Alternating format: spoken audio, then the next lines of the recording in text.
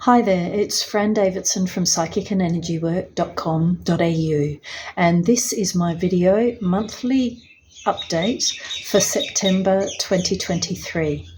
I want to acknowledge very briefly my first video update, which was last month for August. It was a clumsy attempt relative to many other people. I'm very much a dinosaur. I'm learning how to do this. So please forgive any lack of quality that came through in that moment. I can't profess to have mastered everything right now, but I'm hoping to make it less cumbersome from a viewing angle this time. One of the ways I'll do that is I won't be looking down so much, and I probably won't be talking so long, and from time to time I'll be pausing the video so as to look at my notes and then resuming it. So if my head changes angles all of a sudden, that's what's happened. Please forgive me as I'm learning. Yeah, hopefully what I'm about to offer compensates for all of that. So at that point, what I want to acknowledge is that today is Friday, the 15th of September 2023, and it's the eve of Rosh Hashanah. Therefore, it's the eve before the Jewish New Year. Obviously, there are lots of calendars that people can point to, but I find it's Rosh Hashanah, it's the Jewish New Year, which also always happens around this time. It's on a different date every year because it follows the Jewish calendar, not the Western calendar, 2023, 2024, as we follow it as a rule in the Western world. Anyway, so what am I trying to get to there? Rosh Hashanah often sees a shift, a noticeable shift in energy. And I don't know whether you've been feeling clearer over the last day or so as we're getting closer to tomorrow being New Year. If you have, that may well explain it. What I'm not going to do is spend this entire update talking about Rosh Hashanah, but I do want to observe that because, again, sometimes energies just shift in a way that what happened there? And, we might be doing our clearing work and our release work, looking after our energetic health. And yes, all right, that can explain it. But often it is collective shifts and collective moments that also make an impact on what we're experiencing. One of the reasons why I talk about this to begin with is the fact that I also in this video want to point to the fact that we are in 2023 as a period of learning and development, and 2 + 0 + 2 + 3 = 7. Now, I write about this a fair amount this year. I always do through the year. I make observations about the year that we're in, as well as the months and the periods that specifically that we're at. One of the reasons I mention this today is that 7, one of the characteristics of 7 is a certain level of headiness over and above what we usually experience. 7, as I've mentioned before, quite possibly even in last month's video, is the pendulum swing, or denotes the pendulum swing between mind on one level and therefore what I know, not necessarily Fran, but I as it manifests through everyone, the self as a dynamic, be that a collective dynamic or even an individual dynamic.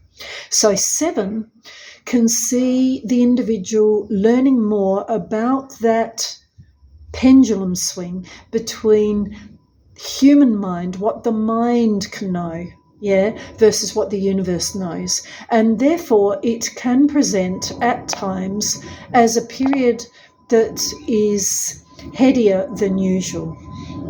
I write this because, I beg your pardon, I don't write it, I say it. I spend a lot of time writing, and that's why I made that furphy. But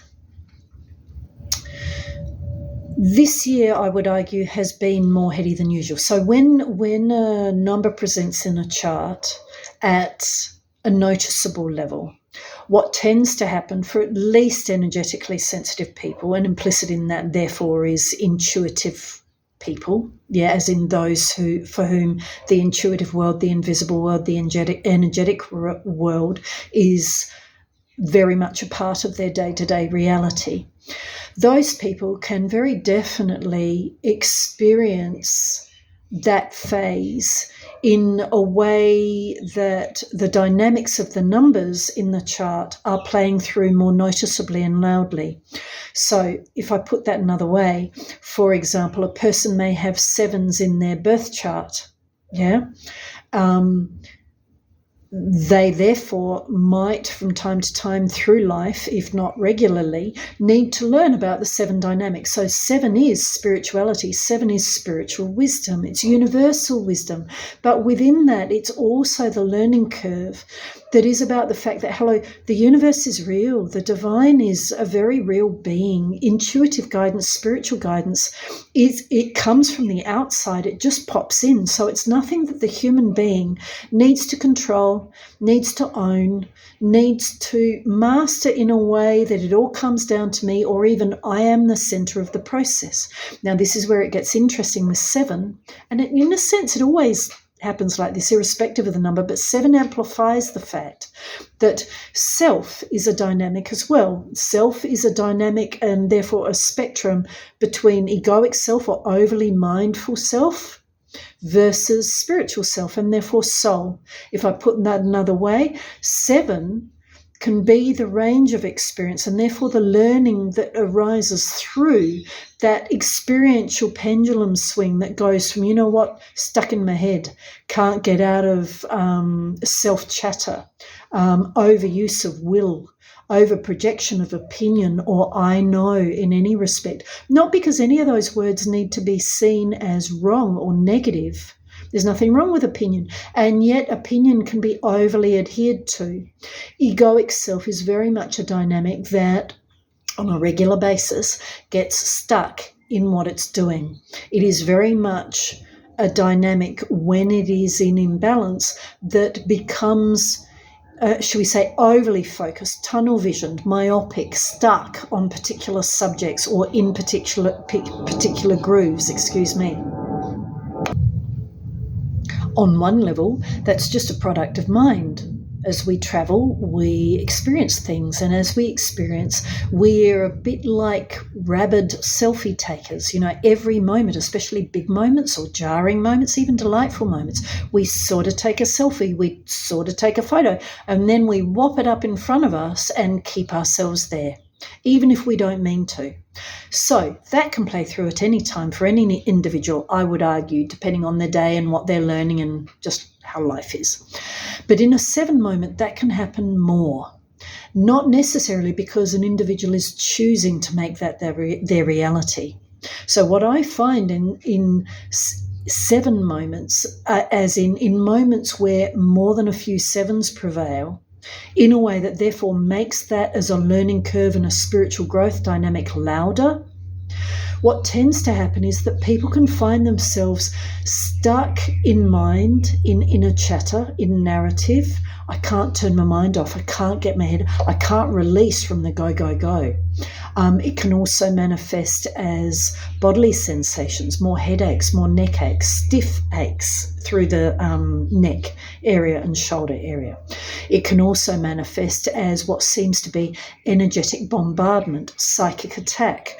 And yes, all right, those things happen for sure, but often those things are also just about the fact that thoughts and feelings travel, relationships set up, energetic, shall we say, phone calls. And when we don't clear well enough, through no fault of anybody, hello, life's busy, we've got other things to do, but when we don't clear adequately on an energetic level, what tends to happen is those phone calls keep going. Now, if you then add into that particular issues or judgments or even ways of doing spirituality, for example, to manifest, I think I need to visualize and send energy out, or I need to visualize and send that message to source. All of those things or states, and I'd argue lots of us can do it, not even meaning to. But lots of those states, they then start to, shall we say, muddy up the airwaves with more thoughts and feelings and I-ness, selfness, than we actually need. And then all of a sudden, the human being who is energetically sensitive, intuitive, you with me, they can start to feel quite bombarded, quite heavy, even in pain, by the energies that are flying about, of which they will have a part in. You with me? So we're never devoid of responsibility in these moments, and yet often the numerology of a year can see us experiencing things that are over and above us in a louder way, in a way that therefore life is training us, it's educating us about the dynamics, and therefore about the world of energy, and through that, of course, about how we place ourselves as energetic beings in a physical realm that's also here to help us develop spiritually. So, to the degree that these last few months in particular, I'd argue round about June, July, woof, that came in. A lot of people have had really full-on times since then, not because I'm saying it started then. All of this year's been rather interesting on a headiness, needing to deal with stuff level. And on one level, that is the universe helping us all clean things up, get stuff sorted, get stuff out the way that we no longer need to run with. It is a new world, time for new world order, as many, many people out there are talking about and advising you of. So, on that note, then, I come back to the fact that it is Rosh Hashanah tomorrow. In a sense, not because I'm trying to indoctrinate, but to the degree that, again, you've been feeling slightly lighter over these last few days. Maybe more insights have been coming through as well, leading to greater clarity. But what I'm trying to highlight is that now, halfway through September, it now is a very, very good time to get into your energetic clearing. And I'd like to offer a few, shall we say, affirmations, but I don't mean affirmation in the sense of, you know what, just keep repeating this in a way that all you're doing is talking or lobbying the universe. An affirmation should be an instruction to self, in a way that therefore it's a bit of like mentoring narrative. It's a mentoring soundtrack that helps us release and let go of whatever we're caught up in that we know that we can release now and benefit from doing so. So affirmations like, I breathe and let go of all COVID energies. COVID has been one characteristic of the COVID dynamic, if that's the way to call it, has been a very extreme headiness. That's not me trying to reduce everything to just energy or just that, but it is very much a characteristic of that. And certainly there is a lot of heaviness around. It's not all that, but from time to time it helps to release, as in breathe and let go of, on a conscious decision-making level, breathe and let go of all COVID energy. In other words, it's not just yours. It's not just what you know about. It's everything, even the stuff you're not even aware of. Let atoms move because they're intelligent. They don't need our permission, but often when we give our permission in a way that is about, you know what, I'm just letting everything go. Often by doing that, we start to feel energetic shifts around and in the body in a way that all of a sudden by the end of that process, we're feeling lighter, clearer, more imbalanced, and starting to experience flow again, physical or not, in a way that, you know what, that feels much better. Progress, in other words. Similarly, look at affirmations or self-talk that is along the lines of, I breathe and I let go of all opinion, everyone's, including my own. And at that point, with all of these affirmations, you're not just talking about the now stuff. You're talking about all opinions all through time, all judgment, all head stuff all through time. You with me? Again, not because you're making it a negative dynamic. You're just letting every atom in the universe move to where it now needs to. Energy seeks resolution. And often just by doing this in a way that we're breathing in through nose, out through mouth, we're not using breath to push or make happen. We don't need to do that. If you know the universe is real, you don't need to push anything. You need to let go. You need to let the universe shift and therefore reality shift and evolve because it knows it wants to wherever it needs to. Energy seeks resolution, which means you let it move, it'll move to the best place it can possibly be right now, next. Try it. Don't believe me, try it, because it's often just in the trying that all of a sudden the person starts to get it and it's like, oh my goodness, that is something I can continue to use as I travel whenever I need to. So as you let go, in through nose, out through mouth, in a way that, again, you're letting go of everything. You're not trying to find it first and label it. You're not trying to assess it. You're not lining it up in a single file with a checkboard, going tick, tick, you next, you can go there and you can go there. You're not pushing it in a specific direction. Again, energy seeks resolution. We all know intrinsically what we need to do right now to feel better. Atoms do too. Yeah, whether they are atoms, as in scientific atoms, whether they are thought atoms, whether they are feeling atoms, whether they are projected atoms. So in a sense, you don't have to fight with what you're experiencing. You simply need to let it go at your end like any old balloon and let it leave however it needs to. And lastly, in all of this release work, it also pays to give all space back to the divine. We are, after all, just tourists, just passers through. That doesn't minimize our role. It doesn't need to negate our role. But we can often, regularly, hand back all of creation back to Source. It's its property. It's its space. Let Source look at it first, realign it first, deal with it first, and also guide it first before you hoe in thinking that you're all alone or you need to manage it all on your own or first, or at least give the universe instructions as to how it needs to work. It doesn't need your instructions. It's an intelligent being. Let it have its job back. Just by doing this, just by giving the universe all space and everything in that space, even ourselves, give it back to the divine. Because by doing that, we will also help the next moment remain present, the next moment kick into the presence it wants to be as a future manifesting state.